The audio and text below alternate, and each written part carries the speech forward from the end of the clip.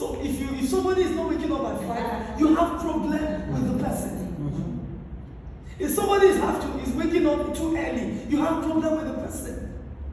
Or for instance, something happened yesterday. Is it yesterday when a retreat, and then our pastor was saying something. He said, "Oh, that like in his house, we don't do the morning devotion. It's not something we do, because I know there are a lot of homes that is a must. Morning devotion, you wake up in the morning, everybody assemble in the sitting room and it starts, whether you want it or not. So sometimes you are dozing and all that. So as we got married and of course we're raising with our children and all that, we didn't do that.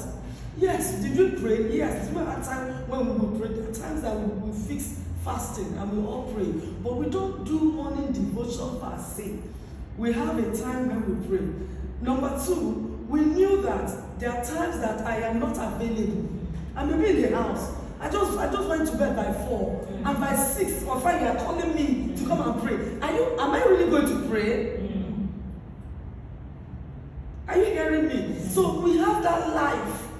I can sometimes walk through in the morning. When I say it sometimes to my children, I slept by 3. Mommy, what are you doing? So you don't want to come and wake me. Is it not wickedness? So over a time, because this is what you saw, that child saw, you saw something. You kept looking at something because you start looking like what you look at. You will start, let me repeat it, you start looking like what you look at. Each time this is what you are watching, you keep watching. What you watch always, you start behaving that way. So these are the things we must understand. Secondly, I was talking to my son this evening. I said to him, do you know that if everything around you see as a demon, because your conscious mind tells you that everybody is evil, this is what will be registered in your subconscious mind. So even when good people come around you, you still see that they are evil. So wherever, the way you pattern your life began from not your fault. And that's why sometimes I ask people questions. When I have a session with people, big one-on-one coaching session, I ask them, so who is that intruder? Because along the line, things have been in order. Things are working out. Somebody intruded. There are a lot of intruders in our lives. People intruded without your permission. There are things that have been altered in your life without your permission, and you are struggling to deal with it. You are struggling to come out of it. You just want someone to help you out of it. And as long as you don't get people around you who would understand that something happened, I mean an alteration or a distortion, I call it distortion sometimes, you will not be helped. And thank God today, that's why people like us, people like these platforms are created to help us come out of this kind of experiences, so that you won't be seen as a devil. People have been tagged, people have been given names, people have been labeled just because of their opinion, not wanting to know where they are coming from. So when it comes to vision, so let me talk about vision and opinion. Vision and preferences of the people around you. Don't forget that the first thing is that vision is given to you by God. Vision is given to you by God. God is one that gives the author of vision. So when God gives you vision, is another word I want to use, maybe your assignment, or you have a purpose to fulfill, and it's in there. You can never be fulfilled not fulfilling purpose.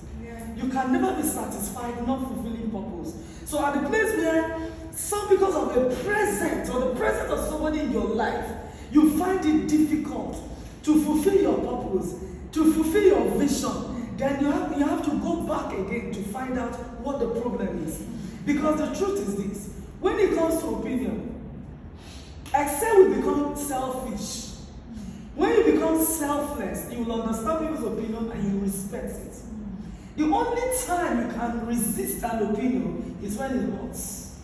When it's already having an adverse effect on you.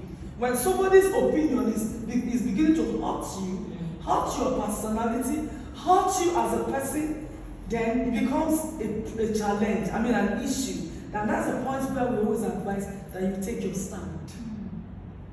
Are we together? Yes. That's the point where you take your stand. Because ideally, your preferences and opinion shouldn't hurt. I shouldn't become very uncomfortable because of your opinion. I shouldn't become very uncomfortable, have pain, I have to have sleepless nights because of your opinions and your preferences.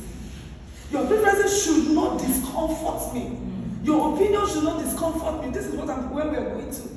So if you bring it to the table, the two parties involved, customer relationship, and then clients, customers, whatever, colleagues, relationship, when you bring it at the table, we want to know, okay, I'm okay with your opinion, I'm not struggling with it, I'm not fighting with it, but as long as it will hurt, I'm in. I'm in.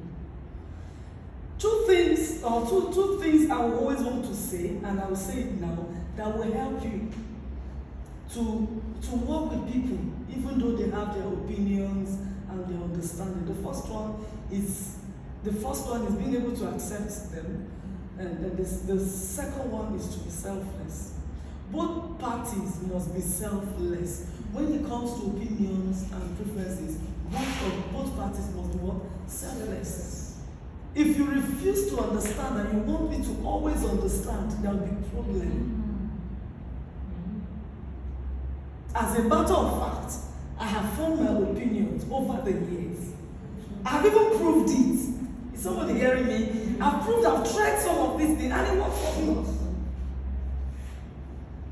It worked for me. So nobody just come up with an opinion from the blues. No. It over, as I said, experience. You've gone through it, okay. You know, for instance, what was it that happened when we had the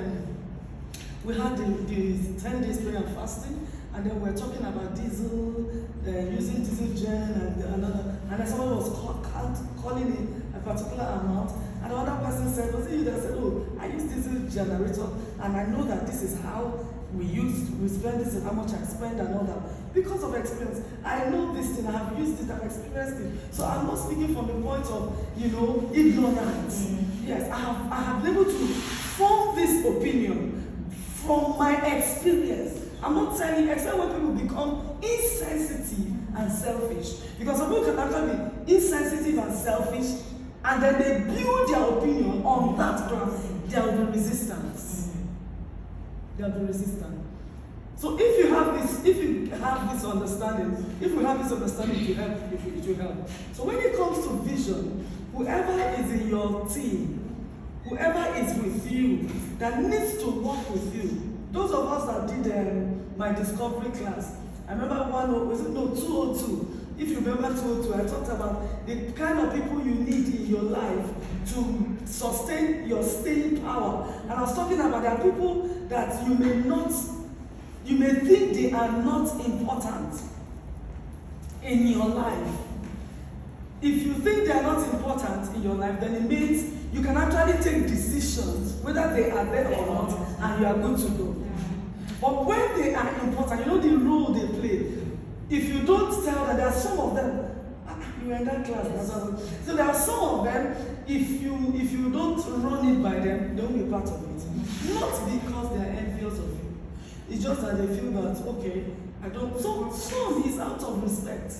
I did it. Out of respect for your view. So they don't want to, okay, and there's some of them would just watch you. If you don't carry me along, it will work. There are people like that in our lives. And if you have people like that in your life, that if you don't bring them in, when I mean bring them in, that does not mean they are not medical, if they are a medical doctor and they don't know any type of medical line, you must bring them in to treat patients with you. That's not what I'm talking about. I'm talking about, this is your vision. This is your assignment. You want, for instance, Pat to be part of it, to identify what you are doing. If she's important, then all you need to do is to run it by her. Let her know this is your vision, this is your... When it comes to vision, you received it for sight. I shouldn't start telling you, are you sure it is not like this? It is your vision. When somebody now wants to start correcting your vision, something is wrong. Ideally, it's God that gave you vision. So if somebody has issue with your vision, something is wrong. That person is not in your team. Do you understand? It's not your team. Everybody must not even be. Everybody must have, of course, over the years, God has helped me, so I know that everybody must not understand. Everybody must not follow. Everybody must not support. Even if they're your blood relationship, they must not support. You must come to terms with that and deal with it and move on. Because if you are waiting for everybody to agree, everybody to understand, everybody to accept you, then you won't be able to run with your vision. So when it comes to that, you need to take your stand. You need to take your stand. And at the end of this journey, there is a day that will come when you'll be asked questions. When you'll be asked to give account of this assignment, what would you say? Are you going